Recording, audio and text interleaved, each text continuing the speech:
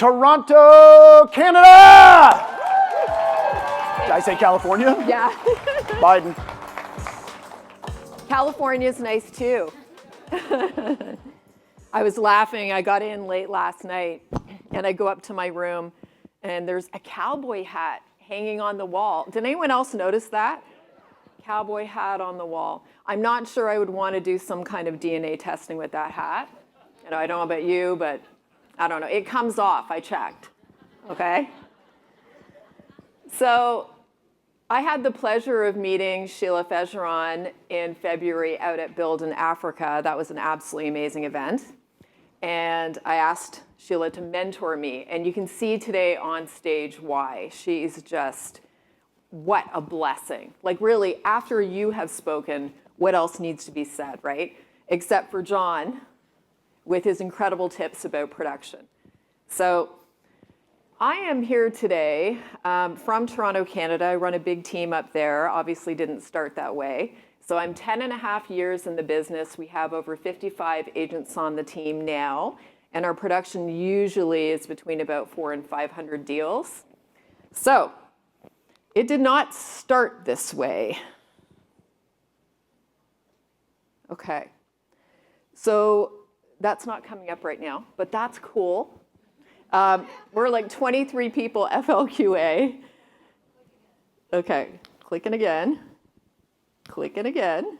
There we go. Oh, there we go. Now it's working. Okay, 75 total. But the big thing for me was kind of figuring out through all these build events that I wasn't getting the real picture. So looking at Glenn Sanford, he has literally built the world's largest real estate team of almost 90,000 realtors. He figured it out, guys. We don't need to necessarily, run teams and have all these people that are actually part of a real estate team. You can build your rev share group and actually have the most massive team, pour into people and not be completely tied to them and responsible for their production, because that's what most teams feel like, right? Okay. So I did write a book called $1 Million Magic. I do credit my entire success to serving, okay, so serving God. And the second thing is visualization and manifestation. So I did not start this way. My parents are immigrants. Mom came from Germany, dad came from England, very high standards for all of us. And I was the middle child, feeling like I was the black sheep, never quite could get it right. Anyone else a black sheep? Okay, so we have a few black sheep. We can all get together and bawl later in the bar. So at 21 years old, I was going to university part-time. I was running a riding school, and I did not have the confidence in myself and was attracted to people that had what I didn't have, or what I felt I didn't have, which was power. So who do I get involved with? A cop, right? A police officer. Any police officers in the room? No. Okay, it's usually a lot of them, but so because I didn't feel I had my own power and was seeking this in someone else, I literally became I became part of someone else's plan. So my house became a crime scene at 22 years old. I was involved in a domestic violence incident where he attempted to kill me in the house.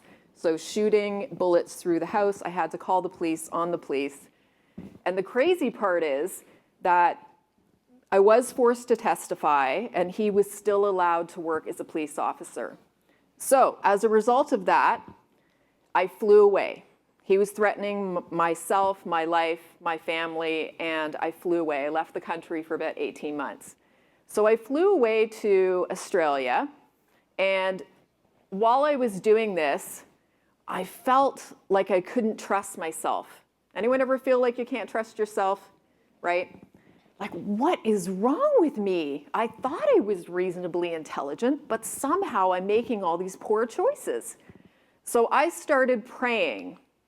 I prayed for someone to take care of me, because what a brilliant idea, right? I couldn't get it right, so best to go find someone else that could, because apparently I didn't have the ability.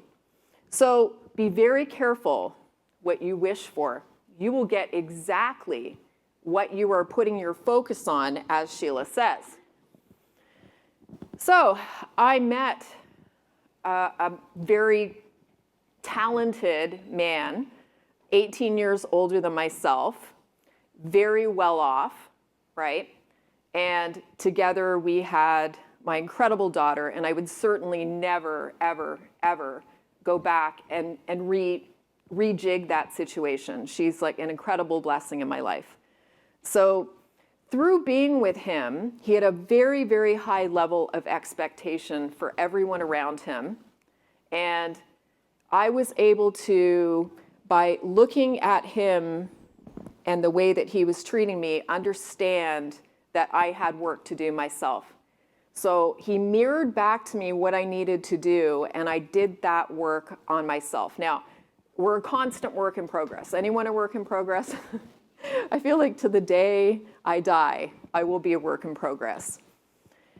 So I go from being with him for 10 years, having my daughter, and now I go from buying and selling real estate in Sarasota, Florida with my ex-husband into horse racing because it's incredibly relevant. I don't know, if you ever realize there's actually a very deep connection there. So I get into race horses, end up going on this incredible trip, even they call it a gold ticket event to Dubai. Sheikh Mohammed flies you over 7-star Emirates airline first class. And I declared at that point when I left this marriage after 10 years that I would make $1 million myself. I started to realize that I was entirely responsible for A, the life I had created, what I was accepting for myself, how I had poorly treated maybe some other people around me, and what I needed to do to improve it. So, 5 years later, into my horse racing career, meet Mr. Magic. This is Keith. Keith was a fire captain at the time, and you can see the little book there, Jennifer Jones Won't Leave Me Alone. That's an actual book, okay? And it's appropriate because I saw him one day in the gym, and I'd had a dream. I believe it was a prophetic dream where I was shown this man. I saw him in the gym, and I aggressively pursued him until I got him, okay? So, sometimes you just need to take action. Does anyone aggressively pursue their spouse? Anybody? Okay, we got a couple. All right, apparently the rest of you are just, it's been easy for you, right? So Keith and I together, because he was also a contractor, started buying and flipping properties. We would buy them, we would renovate, we would resell. And this is how I started transitioning into the real estate side. Along the way, doing incredible foster care. And this is one little girl, Henny, who we actually would have adopted, but her aunt ended up taking her. And I'm not gonna go there right now because I'll start crying about having to pass her back over, right? So we still have a couple girls around us now. One of them, she changed her name to our last name, Rose. She's become an incredible singer-songwriter, and we're just blessed to have this experience. So for any of you out there considering foster care, this is absolutely something you should be doing.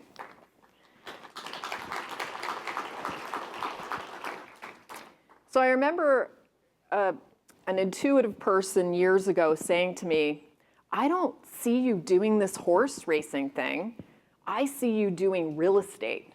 And I actually said, never in this lifetime would I ever do real estate, right? And here we are. Was anyone born and a small child and you thought, wow, when I grow up, I want to be a realtor? Were there a couple? There's probably a couple in the room, right? Always. So started out as a realtor. Now, I became licensed. It was only really to work on our own property. So again, we would buy, we would renovate, we would resell. I got licensed, and then friends and family would start asking. So after the first year of real estate, I realized, wow, I made $150,000 without trying. That's pretty cool.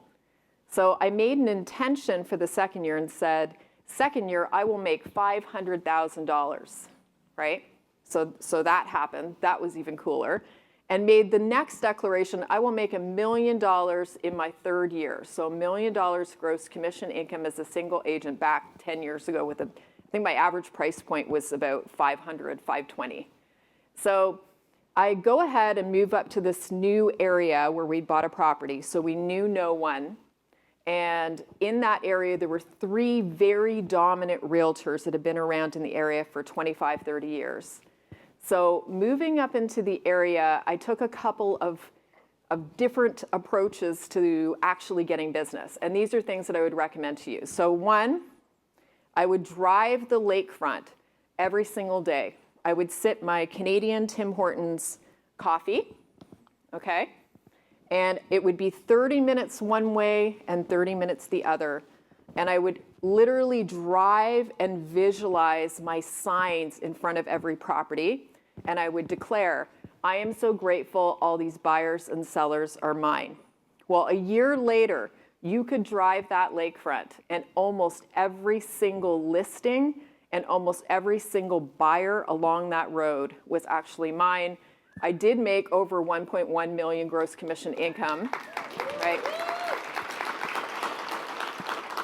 But it goes to that place again with what Sheila's talking about of that reticular focus, right? Of what you're focusing on is literally what God and the universe will bring to you. Okay, so it's going to be super important.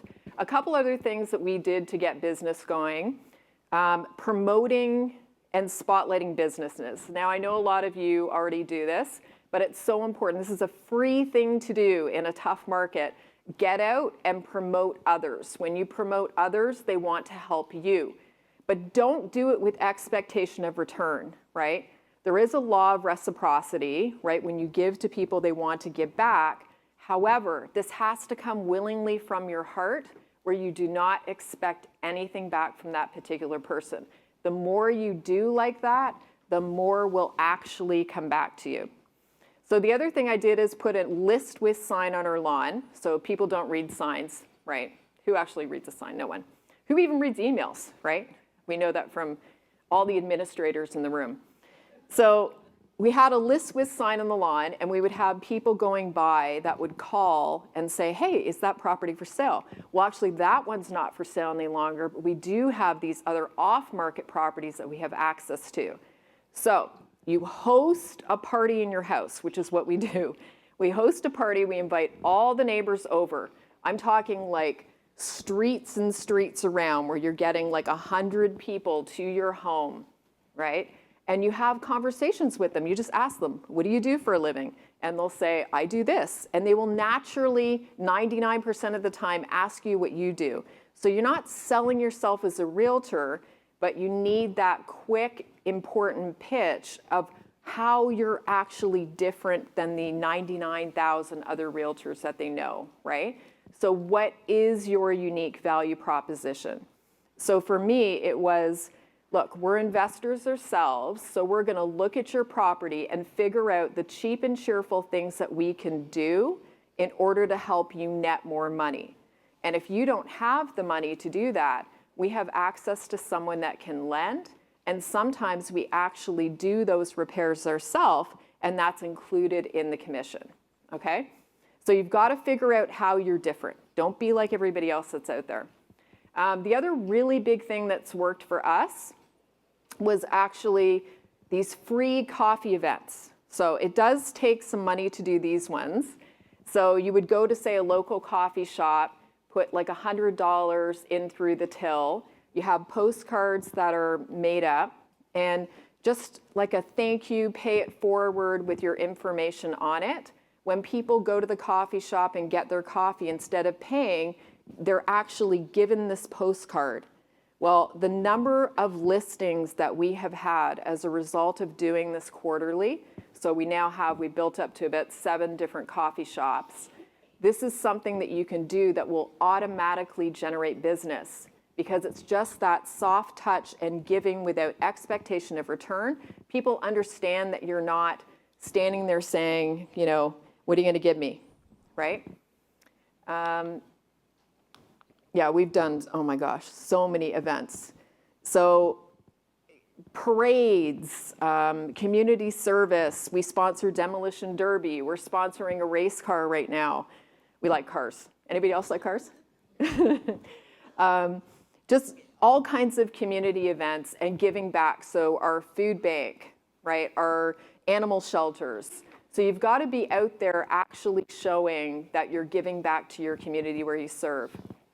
In terms of new agents right now, free ways to get leads, because I know I don't want to go too much into leads. We've already kind of touched on that this morning.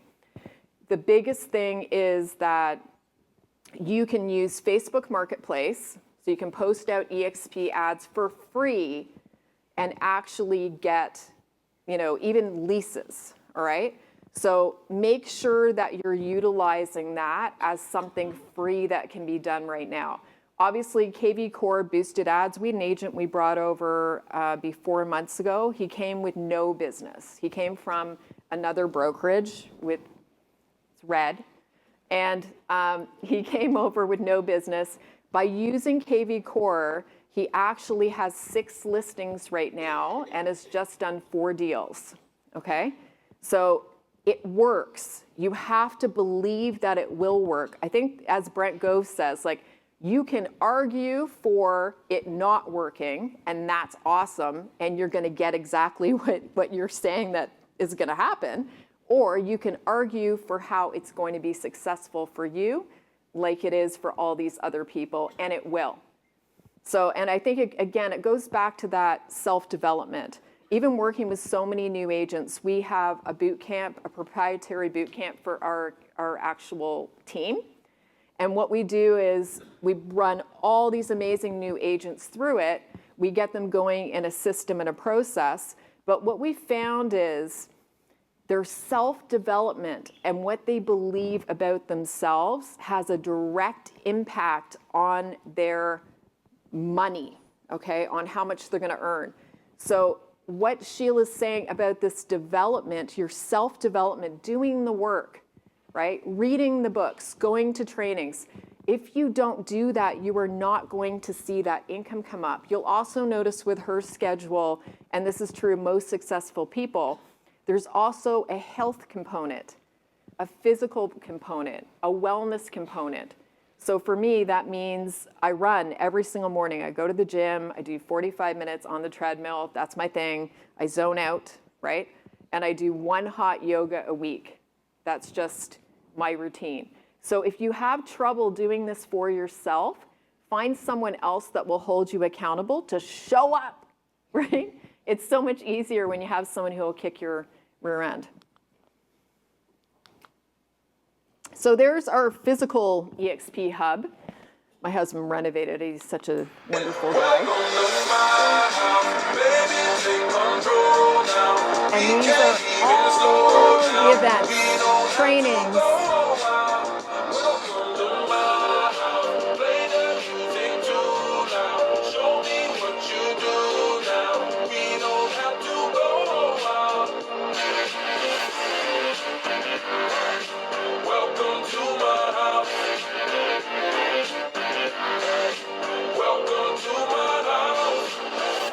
Comes and you know that you wanna stay.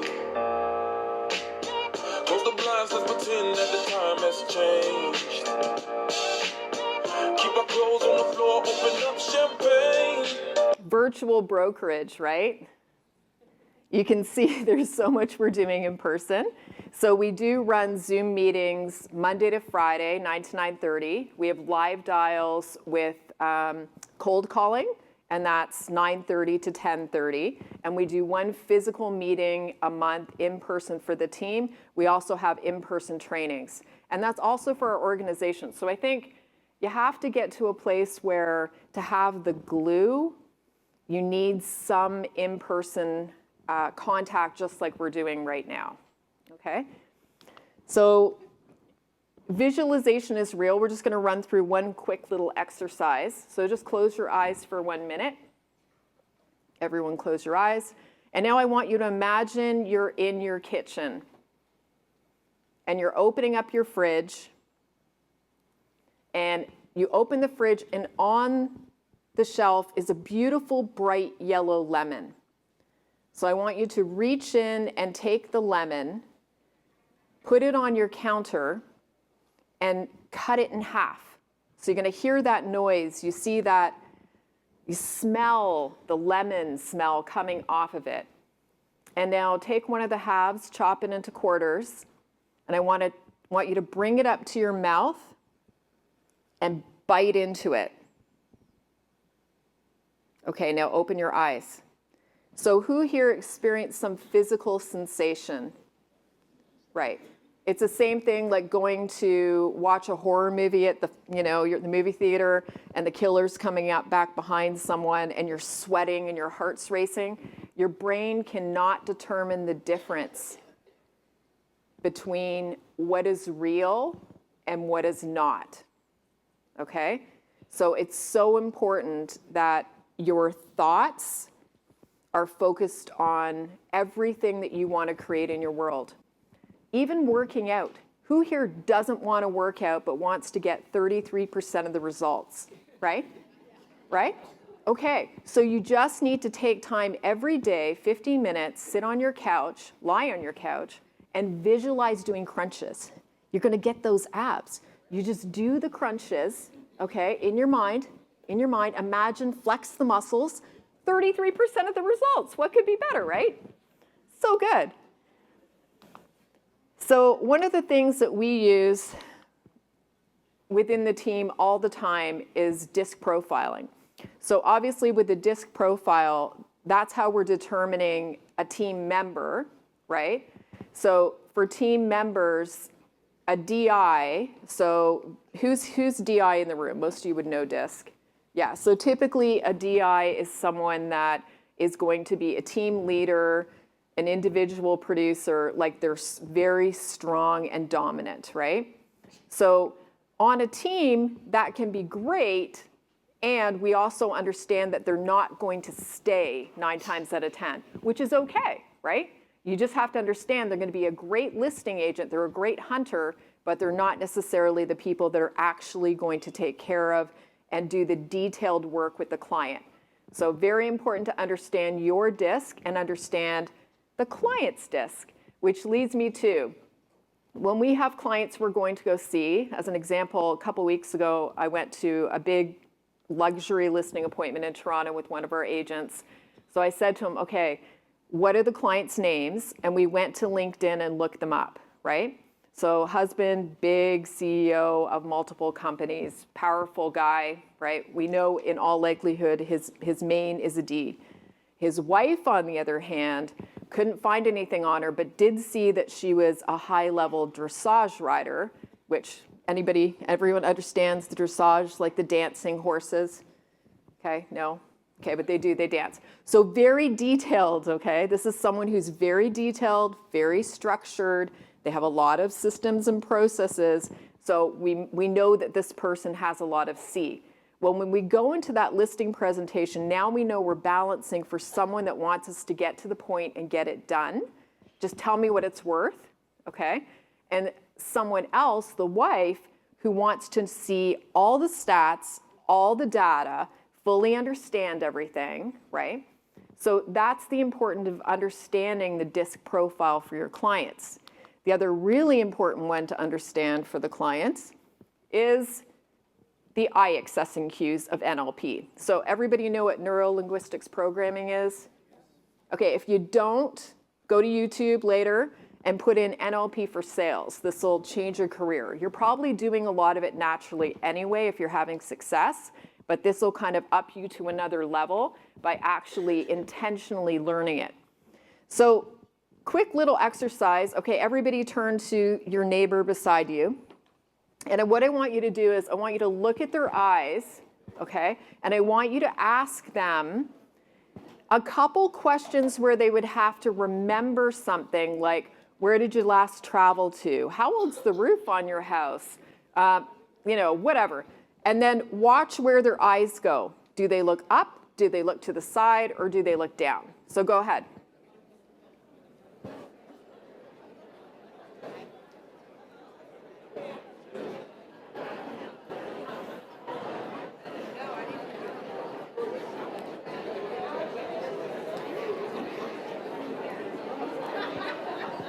Okay, time's up.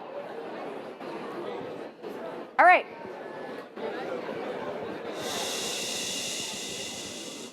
It's like the kindergarten thing. It always works, right?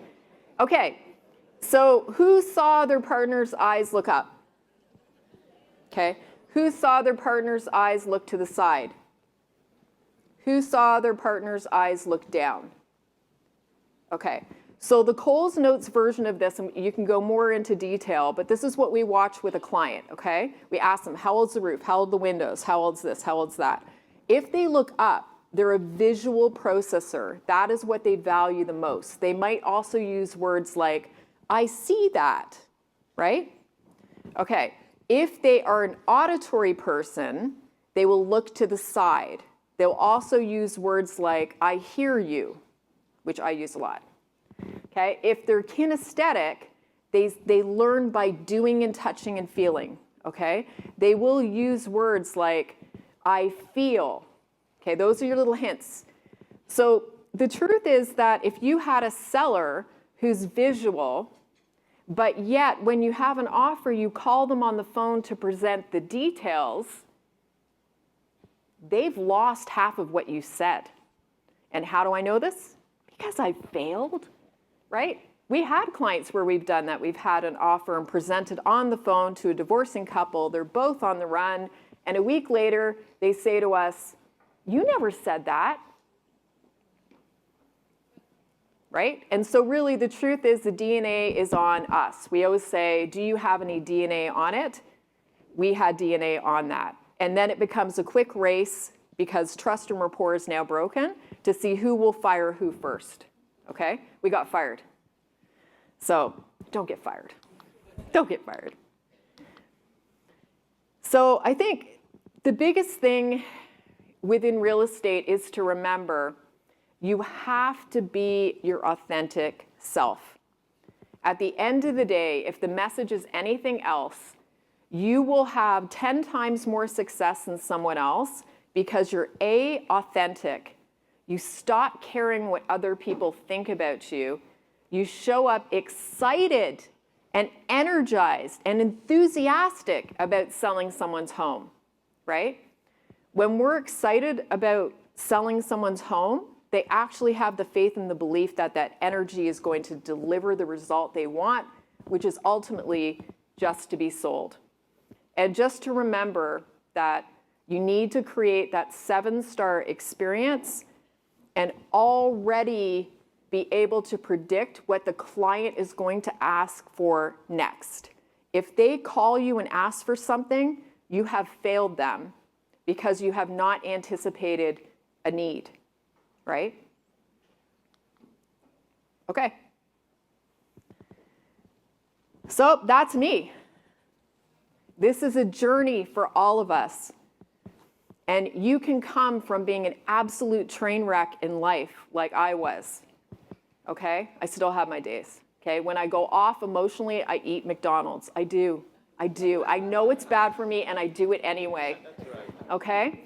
So none of us are perfect, and you just need to understand that by doing the work on yourself personally, the success will come. And the easiest way to get there is, like I've asked Sheila to mentor me, you need to find people who are where you want to be and living the life that you want to live with the integrity that you also have, and then you will have success. So thanks for listening to me today, guys. Hope you're having a great day.